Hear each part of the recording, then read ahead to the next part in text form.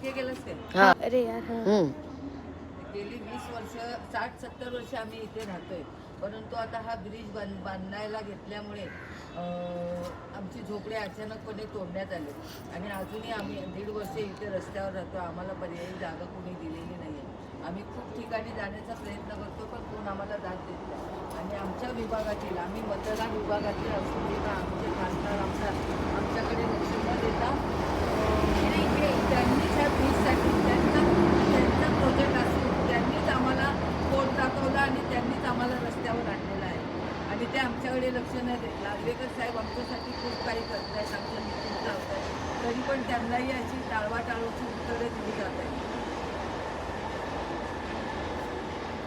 आमचे खासदार श्री माननीय अरविंद सावंत यांनी प्रोजेक्टसाठी सही केली आणि आम्हाला रस्त्यावर आणलेलं आहे. आणि आता आम्ही रस्त्यावर बसून आमची लहान मुलं, बायका, वयस्कर माणसं, आमच्या इथली 3 वयस्कर माणसं हे तोडलं रस्त्यावर मच्छरात मृत्यू पावलेली आहे.